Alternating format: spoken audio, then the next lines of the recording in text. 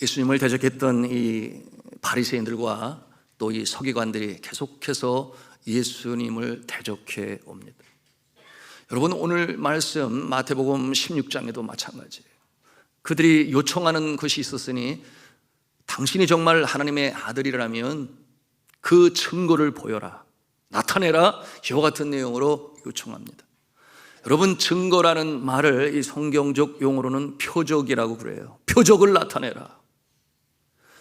그래야 우리가 당신이 하나님의 아들인 것을 믿을 것 아니겠느냐, 이렇게 그들이 요청을 하는데요. 여러분, 이와 같은 그들의 모습에 예수 그리스도께서는 언짢으셨지요. 왜냐하면 이미 한 번도 아니에요, 여러 번 하나님의 아들이심을 그 표적을 통하여 나타내셨지 않았겠습니까? 첫 번째 그 표적은 바로 갈릴리 지방 가나의 혼인잔치에서 비롯되었으니, 잔치가 한참 중인데 포도주가 다 떨어졌어요.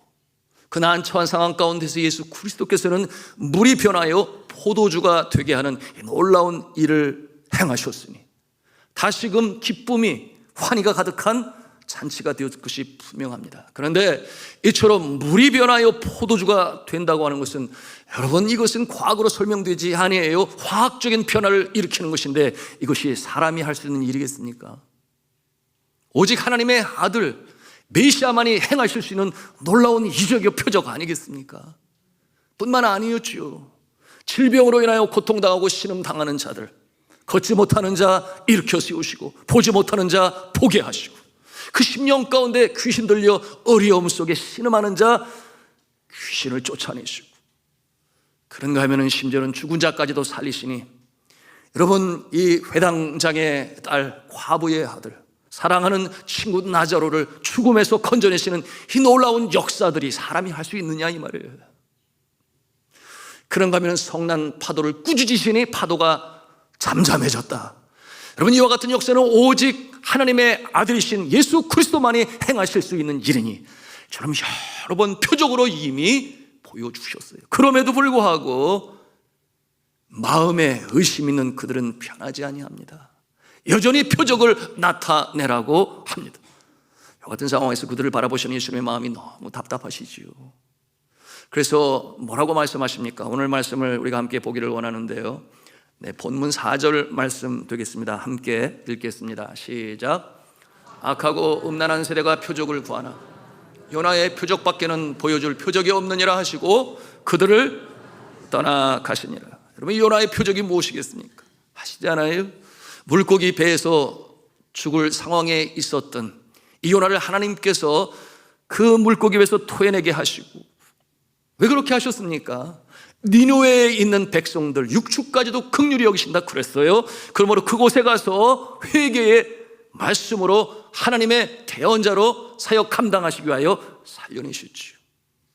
여러분, 예수 그리스도께서 요나의 표적 밖에는 이 악하고 음란한 세대에 보여줄 표적이 없다.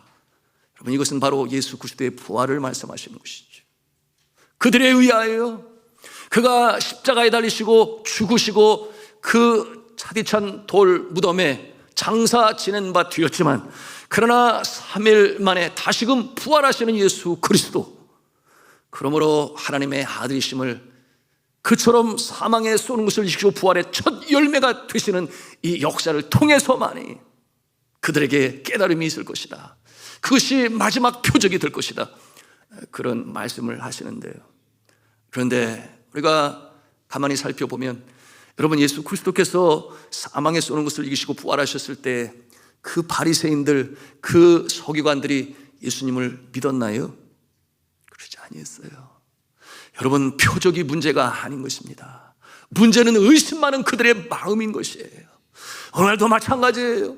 하나님은 역사하시고 놀라운 능력으로 나타내 보이시지만, 그러나 여전히 마음에 의심이 있어 하나님 앞에 나오지 못하는 자들이 있으니, 여러분, 그러나 누구나가 다 그런 것은 아니에요. 하나님의 구원의 역사는 택함 받은 자들 가운데 역사하는 것이니, 바리새인 중에서, 그 바리새인 의심 많은 사람들 중에서도 바로 이 예수 그리스도를 만나고자 하는 자가 있었으니, 여러분 아십니다. 그가 이스라엘의 지도자예요. 산헤드린 공회의 공회원이에요. 바리새인이에요. 그러니 사람의 눈초리를 피하여 밤에 어두웠을 때 예수님을 찾아온 자가 있었으니 그의 이름이 니고데모 아니겠습니까? 그 예수님을 찾아와서 그처럼 마음에 생각하고 또 생각했었던, 내가 어떻게 하면 구원을 받을 수 있겠습니까? 그것이 대화의 주제 아니었나요? 예수 그리스도께서 그를 향하여 말씀하셨습니다. 여러분, 그 내용이 요한복음 3장 3절에 있는 내용인데요. 여러분, 구원에 대해 깊이 함께 생각하고 묵상하는 의미에서 함께 읽기를 원합니다. 같이 읽습니다. 시작. 진실로 진실로 내게 이르노니 사람이 거듭나지 아니하면 하나님의 나라를 볼 수 없느니라. 아멘. 거듭나지 아니하면 하나님 나라를 볼 수 없다. 이 거듭난다고 하는 것은 한자로는 중생이라고 그래요. 다시금 태어난다. 어떻게 사람이 육신이 다시금 태어날 수 있겠습니까? 여기서 주시는 말씀은 우리의 속사람이 다시금 태어나지 아니하면 하나님 나라를 볼 수 없다. 이 구원의 도는 너무나 심오하고 깊고 중요한 것이니 예수 그리스도께서 다시금 알아들을 수 있도록 다시 반복해서 말씀하시는 것이 요한복음 3장 5절의 말씀인데요. 또 우리 함께 읽도록 하겠습니다. 시작. 예수께서 대답하시되 진실로 진실로 내게 이르노니 사람이 물과 성령으로 나지 아니하면 하나님의 나라에 들어갈 수 없느니라. 아멘. 물과 성령으로 다시 태어나야 구원을 받고 천국에 들어가게 될 것이다. 이 말씀에서 물은 무엇을 말씀하는 것입니까? 물은 죄 씻음을 상징적으로 표현하는 거예요. 세례를 생각하시면 금방 알 수 있겠습니다. 그런가 하면 성령으로 나지 아니하면 이라고 말씀하시는데, 이 성령의 역사로 말미암아 구원이 이루어진다라는 뜻이겠죠. 여러분, 우리가 예수 그리스도의 말씀을 우리의 가슴에 아멘으로 믿고 받아들일 때에 성령께서 우리의 심령 가운데 역사하심으로 속사람이 다시금 태어나 구원받는 줄로 믿으시기를 바랍니다. 이 구원의 도를 확실히 알아야 하겠습니다. 그런데 그날 밤에 그가 예수님과의 만남과 대화를 통해서 과연 예수를 영접했는지 성경은 그 기록이 없어요. 그런데 요한복음 7장 50절 이하에 보면 니고데모가 등장을 하는데 완전히 다른 모습으로 등장하니 마치 그 모습은 예수님의 제자와 같습니다. 여러분, 그는 유대인이요 또한 바리새파 사람이요 또한 사내들인 공회원이 있으니 지도자라고 할 수 있는데, 여러분, 그의 동료들이, 같은 공회원들이 예수 그리스도는 하나님의 아들이 아니다, 그러므로 그를 십자가에 못 박으려고 모의를 하고 모사를 꾀할 때에 누가 등장하는가? 니고데모가 등장을 해요. 그가 등장을 하여 예수님의 편에 섭니다. 그가 예수님의 편에 서서 뭐라고 말을 하는가? 여러분, 이 예수 그리스도 지금 죽이려 하지 말고 좀 더 기다려보자. 그가 행하는 그 모습들을 본 다음에 결정해도 늦지 않겠느냐, 늦지 않는다, 이와 같은 내용으로 그들을 설득합니다. 그리고 예수 그리스도께서 십자가에 달려 돌아가신 이후에 그가 다시금 등장하는데, 여러분, 성경은 요한복음 19장 39절에 그가 얼마나 예수 앞에 참 아름다운 모습을 보였는지 우리 함께 읽기를 원합니다. 같이 읽습니다. 시작. 일찍이 예수께 밤에 나왔던 니고데모도 모략과 침향 섞은 것을 100리트라쯤 가지고 온지라. 아멘. 100리트라쯤 가지고 온지라. 몰약과 침향 섞은 것. 여러분, 이것은 장사, 즉 장례식에 이 몸에 바르는 향유예요. 여러분, 가격이 만만치 않은데 100리트라쯤 되는 그 질량의 이 침향 섞인 모략을 가져오게 되었는데요. 여러분, 1리트라는 329g이라고 그래요. 1리트라는 329g. 산수 수학 잘 하시는 분은 금방 알겠죠. 100리트라는 그러면 얼마나 되는 것인가? 약 33kg 정도의 이 모략과 침향 섞은 것이 되겠습니다.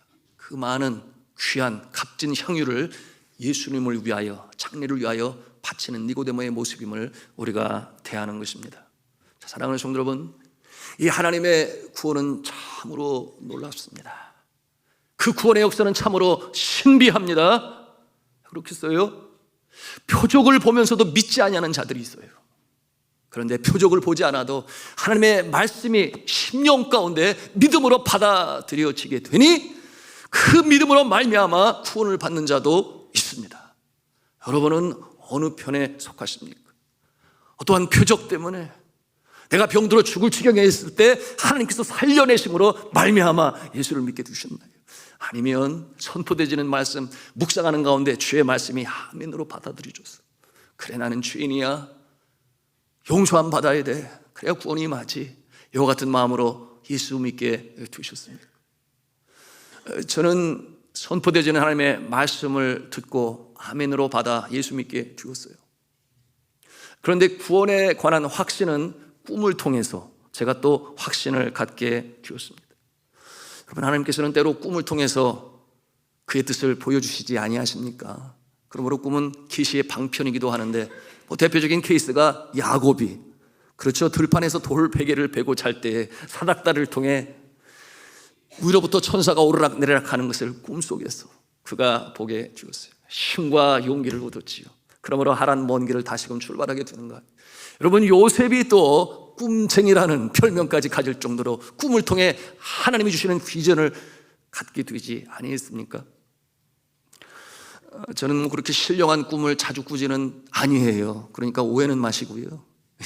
그런데 제가 젊었을 때 구원의 확신이 있느냐라는 주제로 전도사님이 자꾸 말씀을 하시니까 구원의 확신, 하나님은 구원의 확신을 갖고 싶어요, 이와 같은 내용으로 간절히 기도했습니다. 며칠이 지나는 가운데 어떤 마음의 감동이 없었는데 오늘 밤 꿈을 꾸게 된 거예요.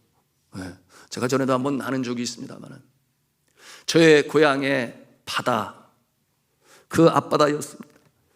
해변은 높은 절벽으로 이루어져 있는데 물이 빠진 상태에서 우리 고향의 많은 마을 사람들이 거기에 모여들게 되었어요. 왜냐하면 소문이 있었으니 그날 거기에서 용이 출현한다, 용이 나타난다, 그런 소문을 들었으니 용을 어디서 보겠어요? 그러니까 가서 보자, 이래서 사람들이 모이게 됐는데 호기심 많은 김현정이 거기에 한 사람으로 이제 있는 거예요. 그런데 물이 밀려오기 시작했어요.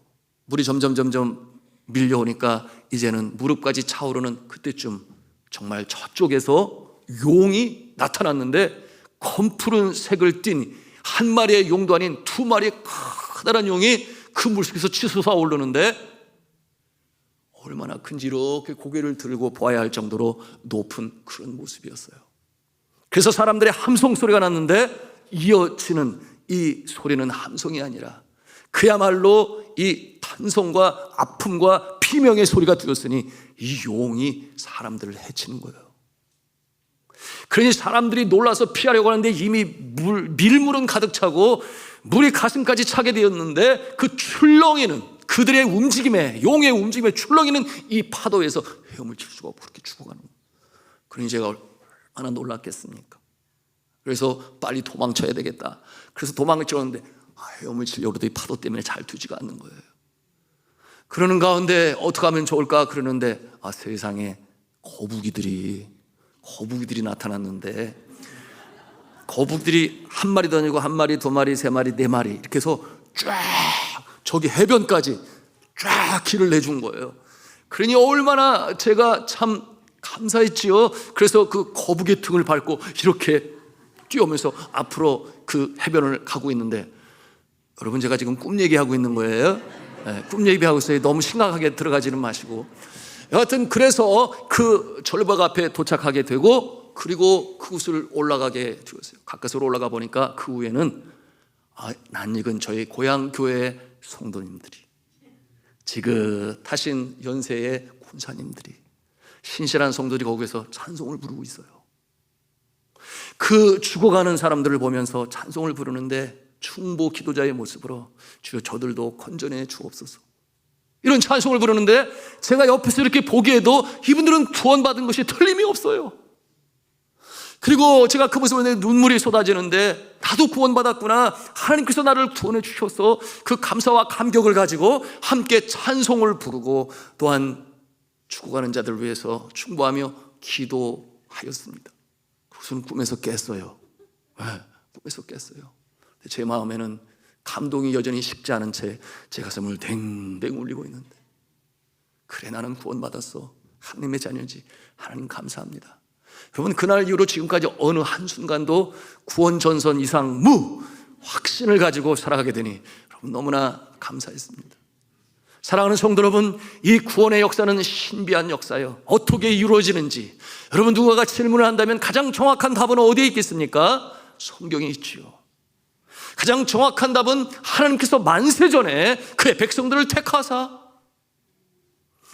여러분 영혼으로 창조하실 때 이미 하나님께서 그런가 하면 이 땅에 생명으로 보내시고 살아가게 하시는 동안에 하나님의 말씀으로 다가오시고, 그래서 예수 믿게 하세요.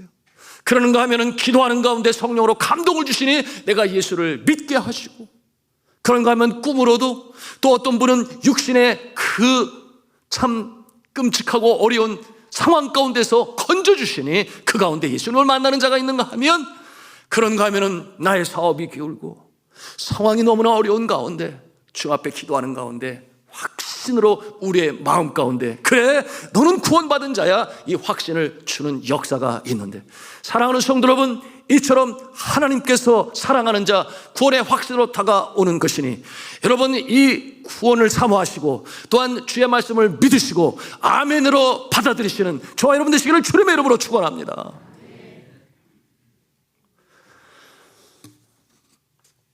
여러분, 이 바리새인들과 사두개인들이 떠나자 예수 그리스도께서는 제자들에게 새로운 교훈을 주세요. 뭐라고 하시는가 하면, 저들을 주의하라. 저들은 누룩과 같다. 여러분, 이와 같은 말씀을 주시는 것은 여러분 누룩이 적은 양으로도 빵을 부풀게 하는 여러분 그 기능이 있지 않겠어요? 당시에 바리새파 사람들, 서기관 사람들 끝까지 표적을 예수께 원하며 그 마음의 문제지요. 의심하기 때문에 예수님을 영접하지 아니하지만, 그러나 그들은 소수임에도 불구하고 많은 영향력을 미쳤어요. 그들은 종교 지도자의 모습으로 지난 시간에 말씀을 드렸습니다. 유전과 전통을 지키나 지키지 아니하나 감시관의 모습으로 지키지 아니하면 그들이 진노하고 정죄하여 심지어는 출교까지 시키는 그와 같은 일을 하는데, 정작 그들은 말뿐이에요. 행함과 실천함이 없으니 예수 그리스도께서 뭐라고 그러셨어요? 회칠한 무덤 안에 썩어가는 시체의 썩은 냄새가 나는 자들이라, 그렇게까지 폄하하셨습니다. 그들을 주의하라. 여러분, 이와 같은 모습은 오늘날에는 없나요? 왜 없겠어요? 여러분, 오늘날에도 말로만 예수를 믿는다고 하지만 정작 그 마음에는 예수를 믿지 아니하고, 믿지 아니하는 그 마음을 가지고서도 성경을 가르치는 자들이 있다, 그 말입니다. 미혹의 영에 자신의 영혼을 팔아버린 채 야욕을 채우기 위하여 소위 이단의 교주들이 그렇지 않습니까? 이와 같은 모습이 이 시대에도 있어요. 그러므로 멸망의 길로 인도하는 자들, 여러분 그들이 출현합니다. 여러분 참 이해가 되지 않지 않습니까? 많이 배웠다고 하는 자들이 있잖아요. 많이 배웠다고 하는 자들이. 요즘에 JMS가 넷플릭스를 통해서 방영이 되고 참 사회적인 뜨거운 이슈가 되고 있는데요. 많이 배웠다는 젊은 사람들이 그들에게 현혹되어 넘어가고, 이해가 안 돼요. 어떻게 배울 만큼 배운 사람들이 그렇게 넘어가고, 시간 바치고 물질 바치고 몸까지 바치고, 이게 참 도무지 이해하려고 해도 이해가 되지 않습니다. 그리고서는 자신의 영혼만이 죽는 것이 아니에요. 자신의 친구들도 그리로 가고 나중에는 가정까지 깨어지고 무너지는 그 같은 모습 아니겠습니까?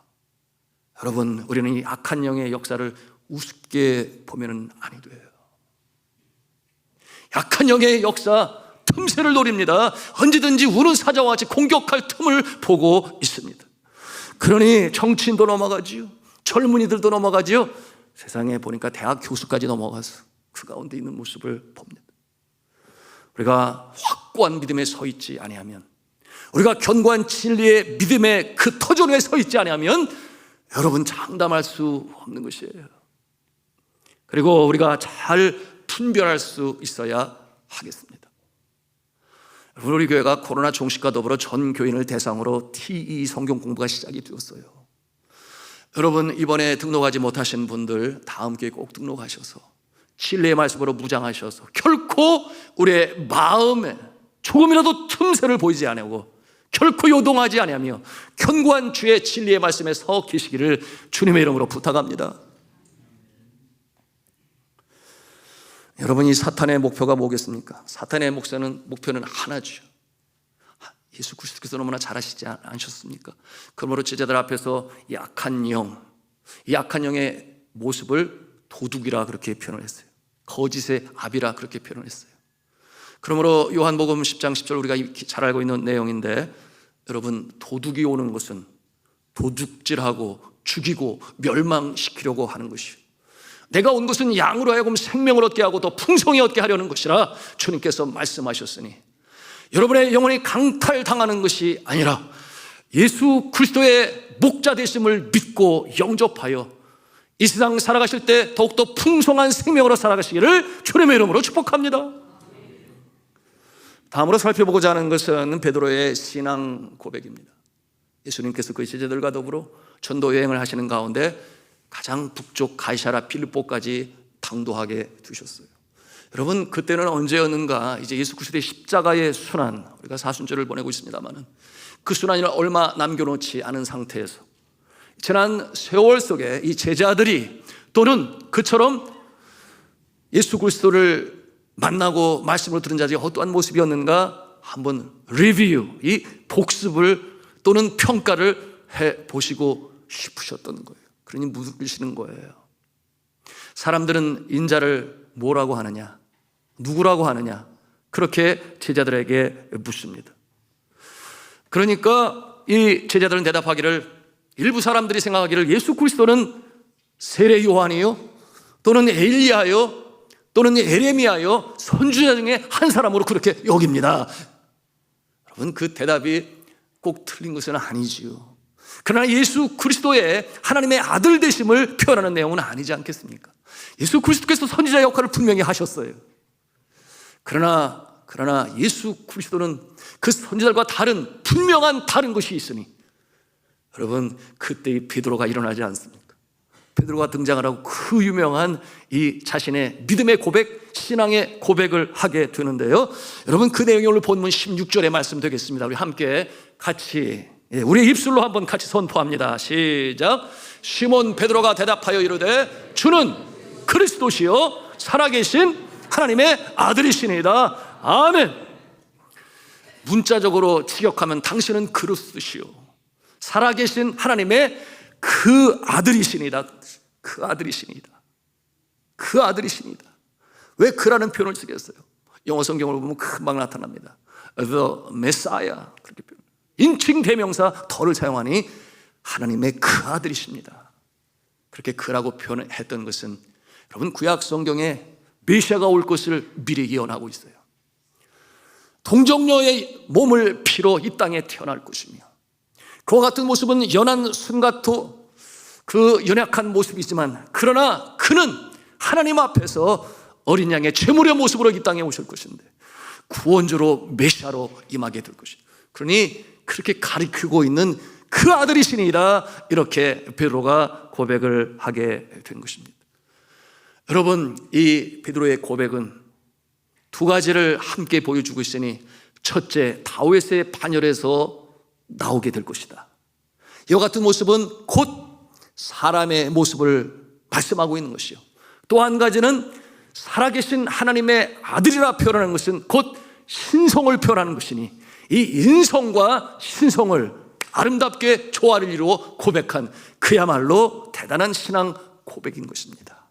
단순히 인간 예수가 아니라 하나님의 아들, 구원자, 메시아, 그리고 이 구원주라는 것을 이렇게 고백을 하였으니, 예수님이 그 고백을 들었을 때 얼마나 기쁘셨을까. 그러니 예수님이 칭찬하시지 않아요? 바요나 시몬아, 내가 복이 있도다. 그런데 이어서 하시는 말씀이 어떠한 말씀인가?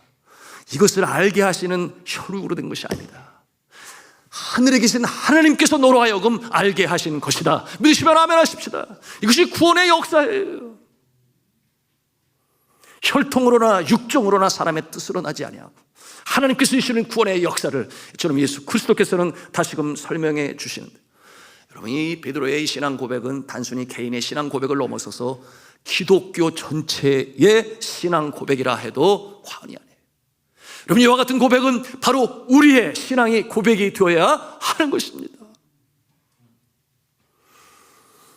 이러한 베드로의 신앙 고백은 말씀드린 것처럼 하나님께서 알게 하시니 성령으로 그 안에 역사하셔서 그처럼 입술로 고백하여 신앙 고백이 될 수가 있었던 것입니다. 여러분, 우리가 어떻게 구원을 받는다고 그랬어요? 우리가 어떻게 구원을 받습니까? 하나님의 말씀이 우리의 심령 가운데 울려 퍼집니다.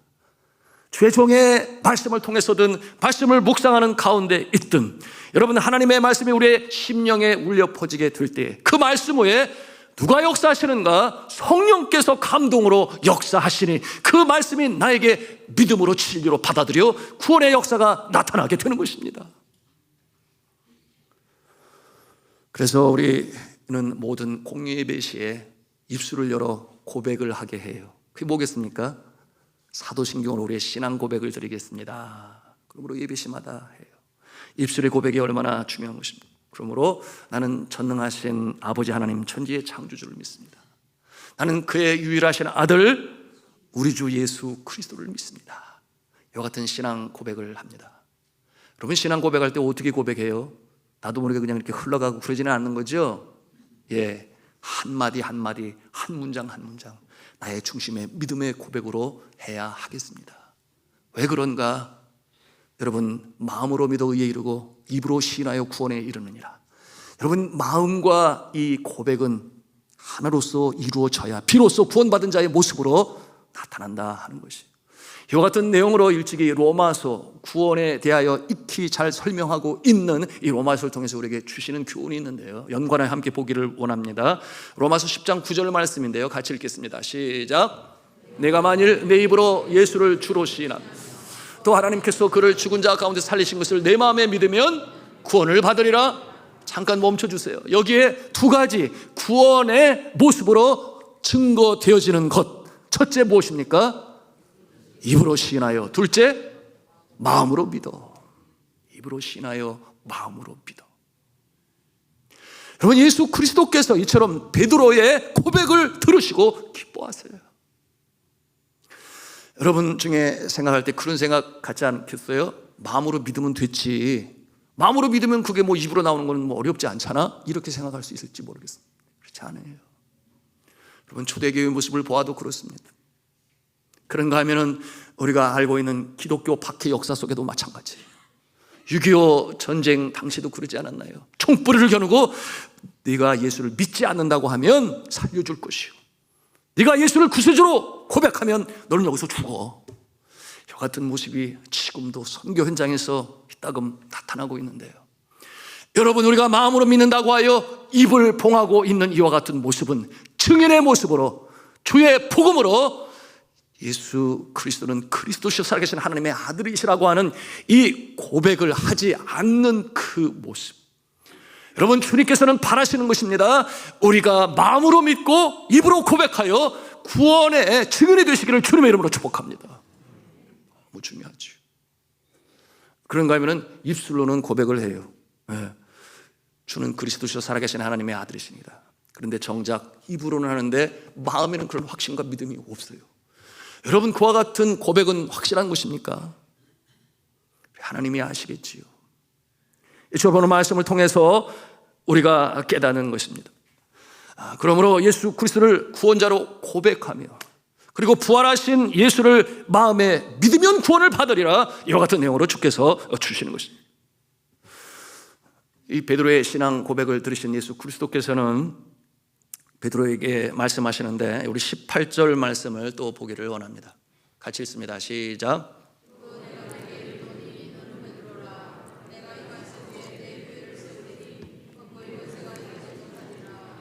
아멘. 우리가 이 말씀을 잘 해석해야 됩니다. 지금은 고등학생의 모습으로 돌아가셔서 초롱초롱한 눈으로 잘 들으시기를 바랍니다. 왜냐하면 여기에서 천주교의 그 교리가 또 우리 개신교의 교리가 다르기 때문에 그래요. 이 구절에 너는 베드로라 하니 먼저 베드로의 이름이 등장을 합니다. 그런데 이 반석 위에 내가 교회를 세우리라 이렇게 주님께서 말씀하시는데요. 여러분, 베드로 이름 다음에 나오는 이 반석은 베드로가 아니에요. 여러분, 이와 같은 모습은 이 성경 원어를 보면 금방 이해가 되는데요. 베드로는 페트로스라고 그 이름이요. 그런가 하면 반석은 페트라입니다. 페트라 많이 들어보셨죠? 서로 다른 것입니다. 그런데 이 반석 위에 내가 교회를 세우리라 하셨는데 이 반석이란 무엇인가? 곧 그것은 이 베드로가 방금 전에 고백한 주는 그리스도시요 살아계신 하나님의 아들이시니다. 그 고백 위에 결코 요동함이 없이 흔들림이 없는 진리의 그 말씀 위에 주의 몸된 교회가 세워지게 될 것이다. 이와 같은 내용으로 주님께서 말씀하시는 거예요. 그러니 베드로 때문에 교회가 세워졌다. 베드로는 이 모든 교회의 수장이다. 여러분, 이처럼 높이는 이와 같은 해석은 잘못된 것이다. 여러분, 제가 이렇게 쉽게 풀어서 말씀드리는데 한번 들어보세요. 너의 이름은 베드로라. 그리고 내가 고백한 진리는 반석이다. 내가 그 반석 위에 교회를 세우리라. 이해가 되십니까? 예. 여러분, 왜냐하면 이 해석에서 이 사람을 높이는 이 교황의 권한을 세우는 천주교회의 교리가 나오기 때문이에요. 여러분, 하나님 앞에서 그 누구도 높고 낮음이 없습니다. 여러분, 예수 그리스도의 보혈 십자가의 은혜로 말미암아 누구나 다 같이 용서함을 받은 죄인이라는 면에서는 다 같이 공통점을 가지고 있어요.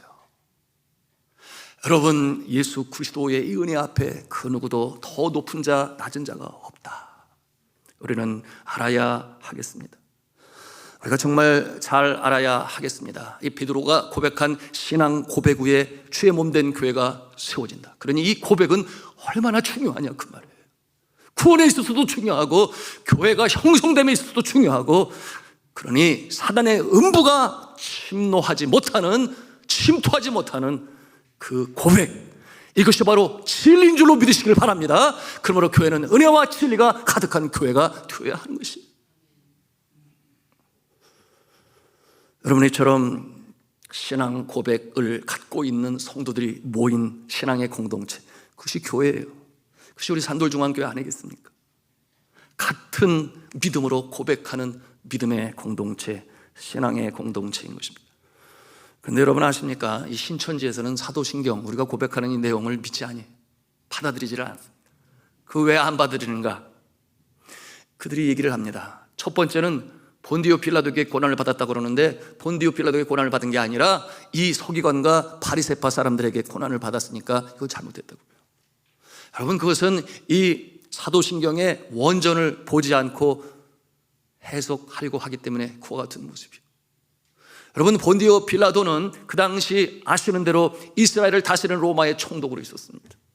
그러므로 이 라틴어로 된 이 사도신경 원전을 보게 되면 섭 폰티오 필라토 이렇게 되어 있습니다.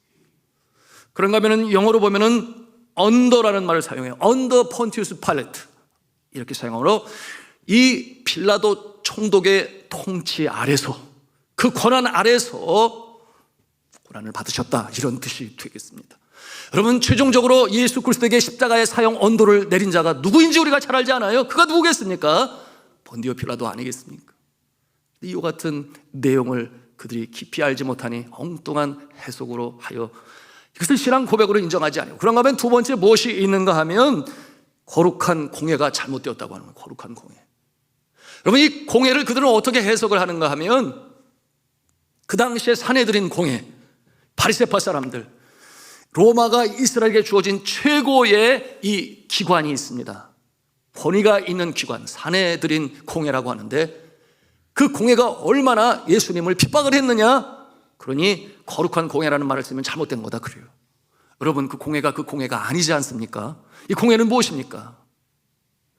주는 그리스도시요 살아계신 하나님의 아들이시다라고 신앙을 고백한 이들이 모인 공동체를 공예라고 표현을 했어요. 그래서 우리가 새롭게 번역된 사도신경으로 우리가 주님 앞에 올리고 있는데요, 무엇입니까? 공교회화라는 말로 바꾸어서 사용하는데, 바꾼 게 아니라 원뜻을 더 잘할 수 있도록 그렇게 표현을 한 것이니, 여러분, 이 원전을 보지 않은 상태 가운데 이렇게 해석을 하고 이 신앙 고백을 저버리는 자들이 그 가르치는 내용이 얼마나 엉터리겠느냐, 우리가 얼마든지 상상해 볼 수 있다 하는 것입니다. 이 오늘 성경 본문의 18절에 보면은 뭐라고 말씀하시는가? 이 반석 위에 내 교회를 세우리니 라고 말씀을 했어요. 이 반석 위에 누구의 교회를 세운다는 것입니까? 내 교회를 세우리니. 이 반석 위에 내 교회를 세우리니, 예수 그리스도의 교회를 세우리니. 여러분, 그러므로 이 주의 몸된 교회는 예수님이 말씀하신 것처럼 그 소유권이 누구에게 있는가? 오직 예수 그리스도만이 교회의 주인이 되시는 줄로 믿으시기를 바랍니다. 주님께서 주관하시고 다스리시는 이 교회, 주님이 소유주가 되신다. 그러므로 이 반석 위에 내 교회를 세우겠다, 그렇게 가르치시는 거예요. 그런데 행여나 내가 교회를 개척하여 세웠다고, 아니면 내가 더 많이 부흥성장시켰다고 마치 내 소유인 것처럼 생각하고 착각을 해서, 여러분, 그러므로 행하는 우가 얼마나 많은지 몰라요. 세상 기업주들이나 하는 것처럼 내 뜻대로 하겠다, 내 자녀에게 넘겨주겠다. 여러분, 교회가 내 것이라고는 착각을 하게 되면 이와 같은 일들이 벌어지게 되니, 여러분, 이와 같은 모습은 세상 안 믿는 사람들만 이해가 안 되는 것이 아니라 예수 그리스도께서 그 모습을 보실 때 어떻게 이해하시겠느냐. 이어 19절에 주께서 말씀하십니다. 내가 천국 열쇠를 내게 주리니. 이 내용을 가지고 또 해석을 잘못합니다. 천국 열쇠를 누가 받았다? 베드로가 받았다. 틀립니까? 맞습니까? 맞아요. 예수님께서 베드로에게 주셨어요. 분명히 이렇게 말씀하고 있습니다. 그런데 이 천국 열쇠, 이 열쇠를 성경 원어에 보면 단수가 아니라 복수예요. 다시 말하면 열쇠가 여러 개다. 근데 누구에게 주시는가? 열쇠를 주신다는 건 권세를 주시는 것인데, 여러분, 이어 요한도 분명히 받았을 거예요. 그런가 하면 안드레도 받았을 거예요. 빌립, 도마도 받았을 것이에요. 인도에까지 와서 복음을 전하는 자, 여러분, 이 권세는 누구에게 주어지는가? 열쇠를 통하여 말씀하시는데, 이 천국 열쇠, 그것은 곧 예수 그리스도께서 그 권세를 위임하시는 것이니, 우리가 계속해서 마태복음 강의를 통해서 함께 배우지 아니했습니까? 예수님께서 하시던 사역 세 가지 삼중 사역, 첫째 복음으로 전하시고, 둘째 말씀으로 가르치시고, 셋째 병든 자, 아픈 자, 힘든 자, 우울감에 귀신 들린 자 고치시고, 이 세 가지 사역을 예수 그리스도께서 이제 그의 제자들에게 위임하시고 권세를 주셨어요. 어떤 역사가 일어났는지 여러분 아시지 않습니까? 70인 전도 단원들이 복음을 전하러 갔다가 와서 보고를 하는데, 그들이 기뻐 뛰면서 주님 앞에 어떻게 보고를 해요? 귀신들도 우리에게 항복하더이다. 귀신들도 우리에게 항복하더이다. 여러분, 그들이 한 것입니까? 예수 그리스도께서 권세로 위임하여 주셨으니 그 역할을 감당할 수 있었던 것이고, 오늘도 이와 같은 역사가 나타나는 줄로 믿으시길 바랍니다. 그런데 이어지는 말씀, 이 권세로 주시는 열쇠, 땅에서도 매면 하늘에서도 매이고, 또한 땅에서 풀면 하늘에서도 풀리고, 도대체 이 수수께끼 같은 말씀은 무엇입니까? 여러분, 앞서 우리가 또한 제가 전한 내용을 통해 금방 이해가 될 것이에요.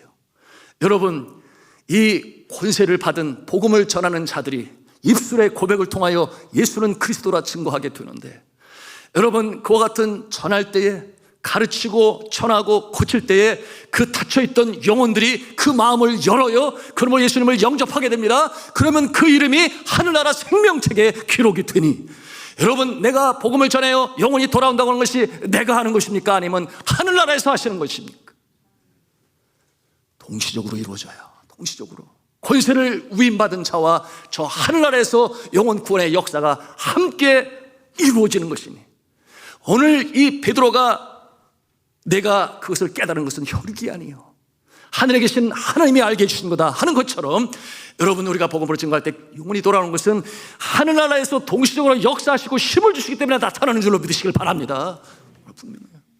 그러므로 여러분, 푼다고 하는 것은 살리는 역사요, 맨다고 하는 것은 죽이는 역사인데, 여러분, 생명을 살리는 역사는 푸는 역사요, 여는 역사요, 또한 매는 역사는 이 복음을 증거할 때 방해 세력이 있어요. 악한 영이 가만히 있지 아니합니다. 어찌하든지 그 마음 지켜 주님 앞에 나아가지 않도록 막고 회방하는 그와 같은 자들이 있는데, 그들을 묶을 수 있는 권세가 이 열쇠를 받은 자들에게 있는 줄로 믿으시길 바랍니다. 우리가 복음을 전할 때, 왜냐하면 하늘에서도 동시에 그와 같은 역사로 이루시기 때문에, 여러분 매고 푸는 그 권세를 예수 그리스도께서 우리에게 주셨다 믿으시면 아멘 하십시다. 이제 말씀을 맺고자 합니다. 신앙 고백은 너무나 중요한 것인데, 우리가 마음으로만 믿어 그것이 아니라 입술로 고백하여 우리가 증인된 모습으로 주 앞에 인정을 받고, 또한 믿지 않은 자들에게 나아가 입술을 열어 주를 증거해야 하는 것이, 여러분 그런 사람들 있지 않아요? 직장에서나 또는 학교에서 그렇게 티를 내면서 꼭 믿어야 돼, 내가 그냥 마음으로 믿으면 되지, 아니라는 것입니다. 여러분 여전히 어둠 속에 있는 자들, 병든 세상을 바라볼 때 예수 그리스도만이 소망이 되심을, 여러분의 그 신앙의 고백을 입을 열어 나타내시기를 주님의 이름으로 부탁합니다. 여러분의 그와 같은 모습을 통해서 가정이 구원을 받고, 우리의 직장의 동료들이 구원을 받고, 하나님의 나라가 확장되는 일에 여러분 주신 권세를 활용하세요. 열쇠로 주셨다 했습니다. 땅에서 매면 묶일 것이요 사단의 권세를 물리치고, 그런가 하면 예수의 이름으로 복음을 증거할 때 돌아오는 그 역사를 체험하시는, 그 권세로 행사하시는 주의 제자들 다 되시기를 저는 주 예수 그리스도의 이름으로 축원합니다.